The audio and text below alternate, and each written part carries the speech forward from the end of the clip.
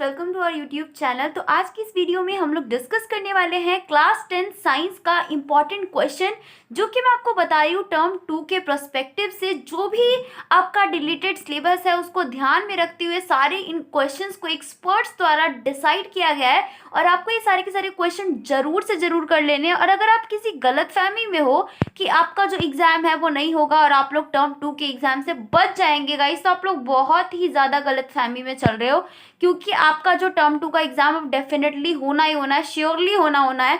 तो आप लोगों को बिल्कुल भी इस वीडियो को स्किप नहीं करना है और लास्ट तक देखना है। जो जो इंपॉर्टेंट टॉपिक मैं आपको बता रही हूँ, अगर आप वो कर लेते हैं तो आप 40 आउट ऑफ 40 डेफिनेटली स्कोर कर पाएंगे, अगर आप कॉन्सेप्चुअली अंडरस्टैंडिंग के साथ इन सभी क्वेश्चंस को करते हैं। लेकिन अगर आप फिर भी अगर हल्का हल्का भी कर लेंगे इन सभी टॉपिक्स को तैयार या इन सारे क्वेश्चंस को, तो आप एटलीस्ट कम से कम 35 तो स्कोर कर ही लोगे। तो चलिए स्टार्ट करते हैं बिना टाइम वेस्ट करते हुए। सो यहाँ पर जो हमारा फर्स्ट चैप्टर है, मतलब जो पहला चैप्टर जो कि आपके एग्जाम में आ रहा है, that is your chapter number 4 carbon and its compound. तो आखिरकार इस चैप्टर में आपको कौन कौन से क्वेश्चन तैयार करने हैं। तो फर्स्टली आपको तैयार करना है ये क्वेश्चन कि वर्सेटाइल नेचर ऑफ कार्बन के पीछे के जितने भी रीजन होते हैं उसको आपको as a short answer 2 marks type के लिए तैयार कर लेना है, क्योंकि ये क्वेश्चन आपको 2 मार्क्स टाइप में पूछा जा सकता है। नेक्स्ट अगर मैं बात करूं तो आपको difference between saturated and unsaturated compound जो होता है वो आपको पता होना चाहिए। आपको पता है कि इस चैप्टर में से बहुत सारा पोर्शन डिलीटेड है, अब जो रिमेनिंग पोर्शन है उसमें से केवल यही पॉसिबल क्वेश्चंस बनते हैं और डेफिनेटली इसी में से ही क्वेश्चन आएंगे, क्योंकि जो सीबीएसई है वो किसी एक पर्टिकुलर पैटर्न पे चलती है और उस पर ही बेस्ड क्वेश्चन देगी। वैसे तो हम क्या करेंगे, आगे जाके हाई लेवल के क्वेश्चंस को भी डेफिनेटली करेंगे। थर्ड अगर मैं बात करूं तो होमोलोगस सीरीज पे जो बेस्ड क्वेश्चन है, 1-2 क्वेश्चन कर लेना तो आपका काम बन जाएगा। यहाँ पे मैंने कोई पर्टिकुलर क्वेश्चन नहीं लिखा है ताकि, क्योंकि आपको प्रॉब्लम हो जाएगी। आगे के जो हमारे चैप्टर्स है उसमें पर्टिकुलर क्वेश्चंस भी आपको देखने को मिलेंगे। तो यहाँ पर है आपका चैप्टर नंबर 5 पे हम लोग नेक्स्ट पे पहुंच चुके हैं, that is your periodic classification of element.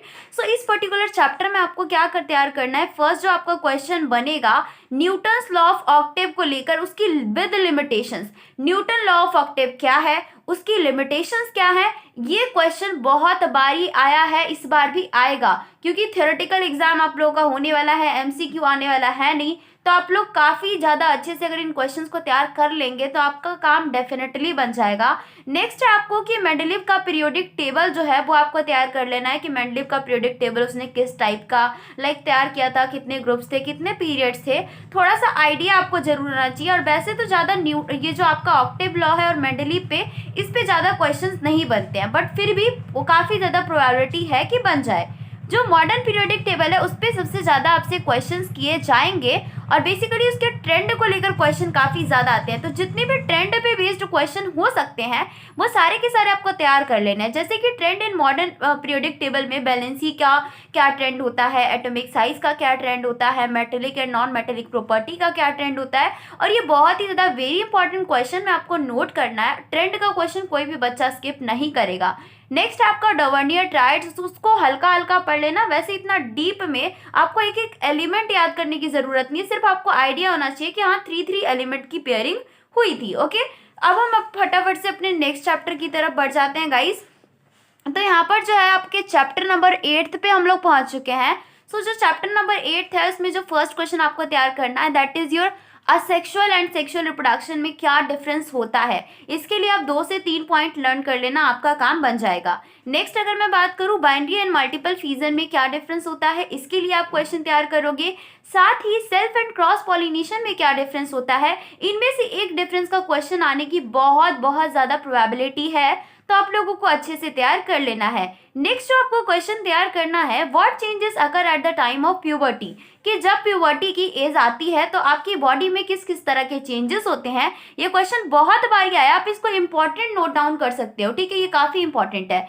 Explain male and female reproductive system, ये जो डिफरेंस है इन दोनों में विद डायग्राम आपको आना चाहिए, क्योंकि ये क्वेश्चन कई बार रिपीट हुआ और ये बहुत ही इंपॉर्टेंट क्वेश्चन है, इसलिए यहाँ पर मैंने देखो वेरी इंपॉर्टेंट भी लिख दिया है। What is the process of flower seed formation? Flower में जो सीड की फॉर्मेशन कैसे होती है उसकी पूरी की पूरी प्रोसेस को आपको याद कर लेना है, क्योंकि यहाँ से क्वेश्चन डेफिनेटली बनेगा ही बनेगा। नेक्स्ट अगर हम बात करें which method are use to avoid pregnancy, कि अगर प्रेगनेंसी को अवॉइड करना है तो इसके लिए कौन कौन से कॉन्ट्रासेप्टिव मेथड हम लोग यूज कर सकते हैं, उसको आपको बहुत अच्छे से आना चाहिए, क्योंकि इसमें से एक क्वेश्चन बनेगा ही बनेगा। नेक्स्ट है how does embryo gets nourishment inside the mother's body, कि मदर की बॉडी में आखिरकार जो एम्ब्रियो होता है उसको किस तरीके से नरिशमेंट या न्यूट्रिशन मिलता है। ये काफ़ी इंपॉर्टेंट क्वेश्चन है, तो आप लोग इसको तैयार कर लेंगे। बेसिकली ये चैप्टर ही बहुत इंपॉर्टेंट है, इस चैप्टर से हर बार क्वेश्चन आता है, बहुत ही ज़्यादा मार्क्स में आता है और बहुत ही ईजी पीजी आता है। ये सारे क्वेश्चन तैयार कर लोगे आपका काम बन जाएगा। नेक्स्ट चैप्टर है heredity and evolution. Heredity and evolution में आपको क्या करना है, how is the sex determined in the human being, ये वाला क्वेश्चन तैयार करोगे कि कैसे सेक्स डिटर्मिनेशन होता है, एक्स वाई वाला जो कॉन्सेप्ट है वो कर लोगे। नेक्स्ट है कि आपका अक्वायर्ड एंड इनहेरिटेड ट्रेड्स में क्या डिफरेंस होता है, ये वाला क्वेश्चन तैयार करोगे। देखो हेरिडिटी वाला पोर्शन आ रहा है, इवोल्यूशन वाला पोर्शन नहीं आ रहा है, तो ये बात क्लियर कर लो कि हेरिडिटी का ये सारे क्वेश्चन ढंग से कर लोगे, क्यों ज़्यादा पोर्शन तो आ रहा नहीं है सच। नेक्स्ट है आपका monohybrid and dihybrid cross क्या होता है, उसका जो भी क्रॉस बनाना आना चाहिए आपको पनिट स्क्वायर मेथड से।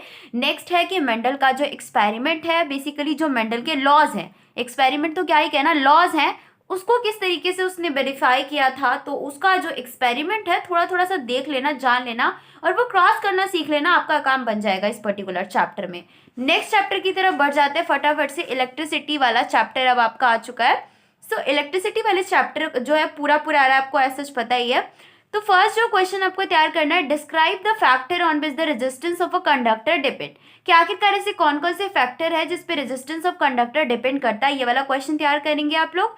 नेक्स्ट है आपका describe the heating effect of electric current, कि इलेक्ट्रिक करंट को ऐसे कौन से फैक्टर है जो कि मतलब हीटिंग इफेक्ट जो होता है इलेक्ट्रिक करंट का, उसको डिस्क्राइब करना आना चाहिए, मतलब फॉर्मूला के साथ याद कर लेना, आपका काम बन जाएगा, है ना।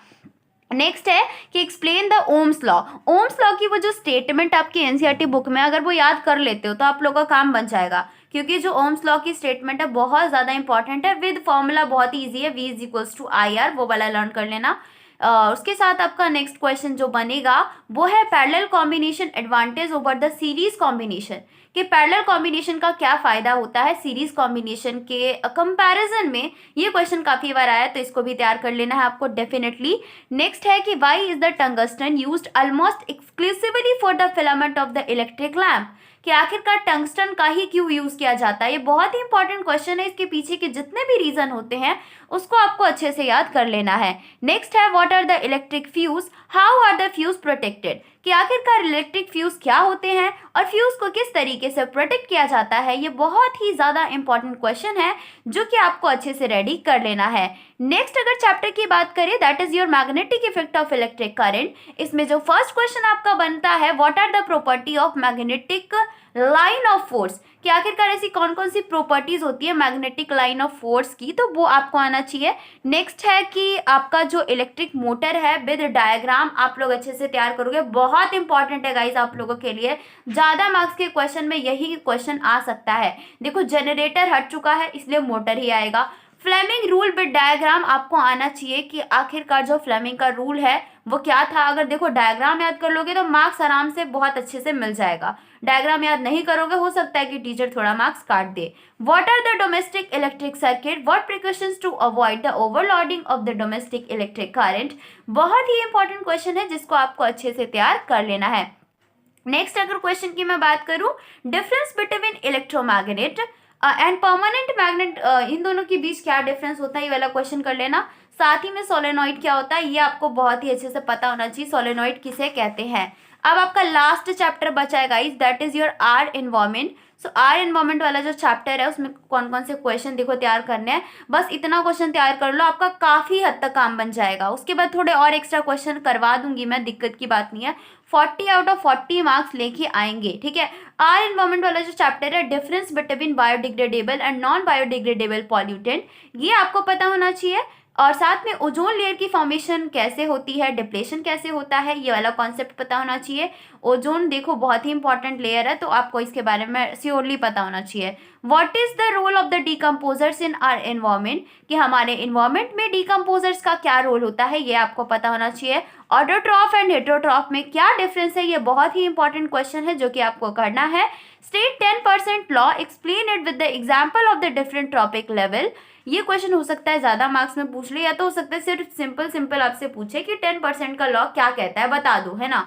तो मतलब हर तरीके से आपको तैयार करना पड़ेगा। नेक्स्ट है कि difference between food chain and food web में क्या डिफरेंस होता है, ये वाला क्वेश्चन आप लोग तैयार करेंगे।